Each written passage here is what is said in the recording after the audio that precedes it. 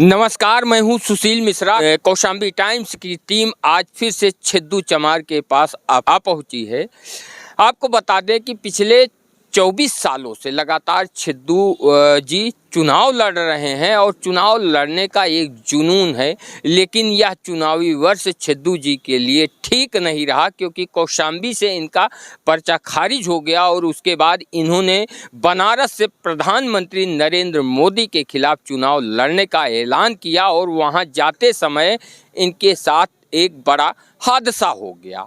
इनका एक्सीडेंट हो गया और उस एक्सीडेंट में छिद्दू जी के साथ ही इनके ड्राइवर को गंभीर चोटें आई और उसके बाद भी इन्होंने अपना इलाज कराया। इलाज कराने के बाद ये बनारस पहुंचते हैं, लेकिन बनारस में इनको पर्चा नामांकन पत्र नहीं मिला।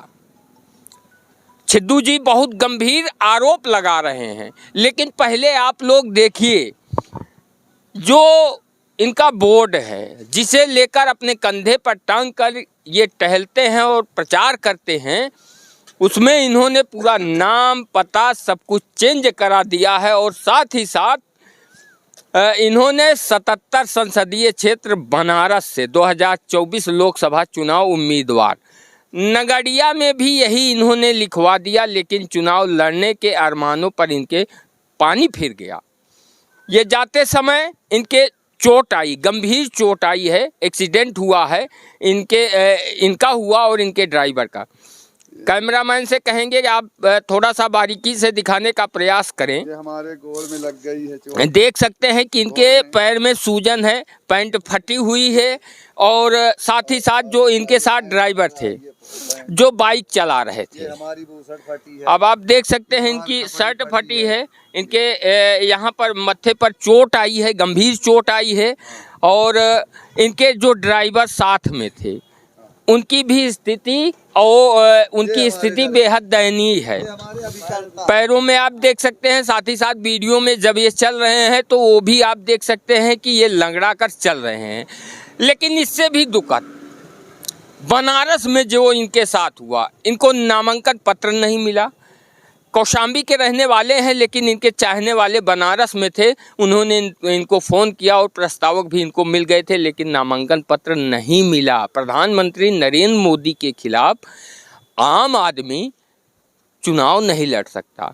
छिद्दू जी, क्या हुआ आपके साथ जब आप जा रहे थे? कौशाम्बी से चल दिया तो भदोही जिला जंगीगंज यानी रामदेव पीजीआई के सामने एक एम्बुलेंस आई। हाँ, और वह एम्बुलेंस सरकारी रही, वह जाए कि हमरे इकट्ठे जैसे डांगर ठोकर मारिस।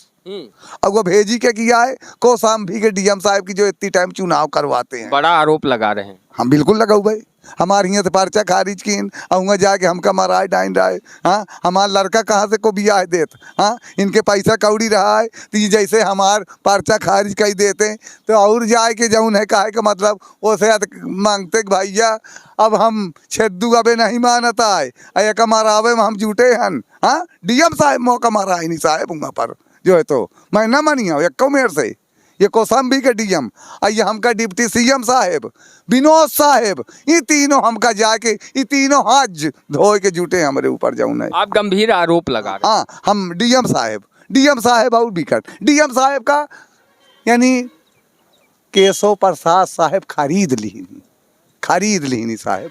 हम झूठ पूर्वक कहा नहीं करते। मोर गांव और उनकर गांव डिप्टी सीएम का लगे आए, मौका झराए के जाऊन है मोर ये गत की नहीं, मोर पर्चा खारिज कराइन, मौका हुआ जाऊन है मराइन जाऊन है। लोगों का कहना है कि यदि यहाँ चुनाव लड़ते तो आपकी जमानत जब्त हो जाती। नहीं, कैसा जब्त हो जात। मैं कहे हैं कि शायद आजो 13 तारीख आए, दिन सम्मार आए, 13 मई आए, आज मैं अबे नोटा की बटन पा जाऊं असाइत मौका कौशाम्बी के डीएम दे दें कि ले छिद्दू अच्छा नोटा की बटन, असाइत मैं हार जाऊं जब उन्हें रोज गिनती हो जाए तो यानी कि मौका वो सब मरा दें, मरा सकते हैं। बनारस आप गए थे। हाँ। वहाँ पर क्या हुआ? बनारस में गए हुआ सर्वर नहीं आए, लाइन लगाए बैठे।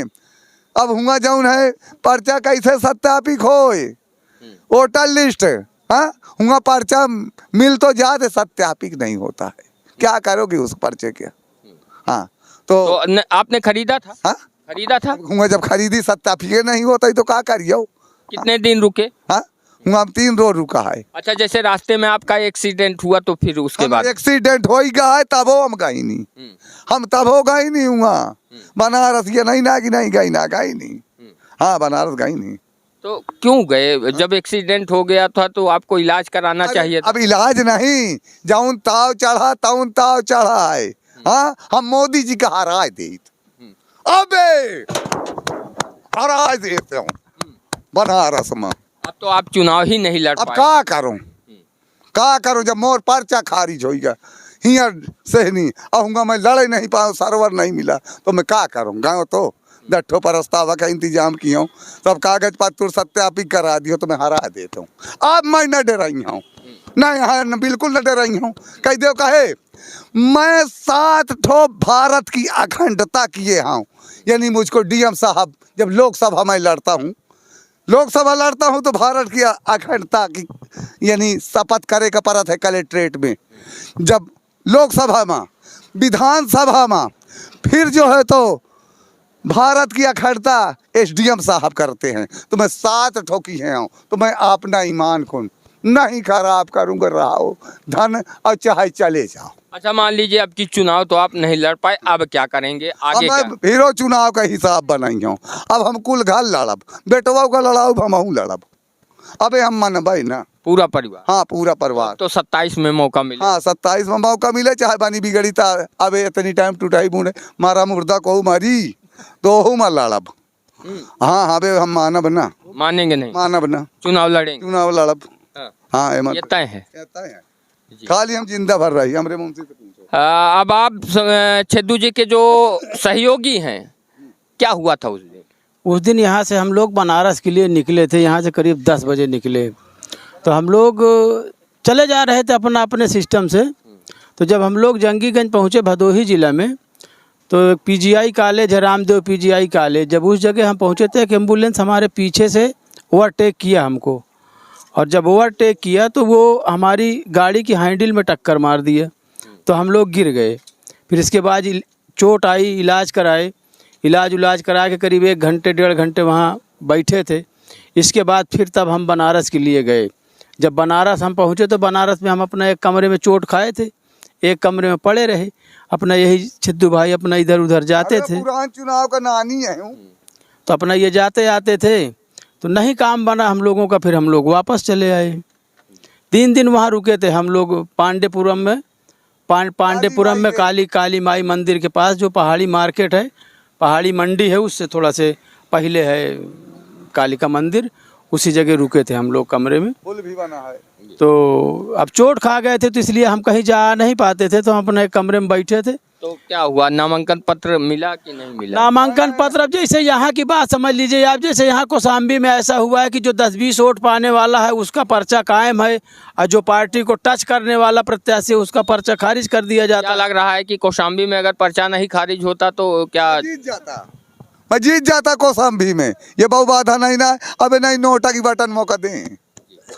तो अब क्या करेंगे आप लोग? अब हम लोग क्या करेंगे, अगर कहीं से मौका मिलता है तो अभी लोकसभा का चुनाव लड़ेंगे, अगर कहीं से मौका मिलता है तो, और नहीं मिलता है तो फिर 27 की तैयारी तो है ही है। 27 की तैयारी? हाँ बिल्कुल, जोरदार तरीके। हाँ बिल्कुल, कोई दिक्कत नहीं। तो चुनाव लड़ेंगे? हम लड़बे मत, खाली हम जिंदा भर राखी। अब का करी ये कौशाम्बी के डीएम हमका माराइन तो डरी हैं जब हमार पर्चा खारिज करा डालते। छेदू भाई ने जो आरोप लगाया है बेहद ही गंभीर है, और साथ ही साथ दुर्भाग्य है कि इस वर्ष ये चुनाव नहीं लड़ पाएंगे। लोकसभा का चुनाव लड़ने का प्रयास किया लेकिन कौशाम्बी से इनका पर्चा खारिज हो गया। फिर ये बनारस जाते हैं प्रधानमंत्री नरेंद्र मोदी के खिलाफ चुनाव लड़ने के लिए, लेकिन वहाँ पर जो इनका आरोप है कि नामांकन पत्र तो मिल रहा था लेकिन सर्वर डाउन होने के कारण सत्यापित नहीं हो रहा है, जिसके कारण ये वापस कौशाम्बी आ गए हैं। अब इंतज़ार करेंगे फिर से एक बार 27 का जब चुनाव होगा, और छेदू भाई दावा कर रहे हैं कि अब मैं चुनाव अभी लड़ूंगा। आप लोग क्या सोचते हैं कमेंट करके ज़रूर बताएं।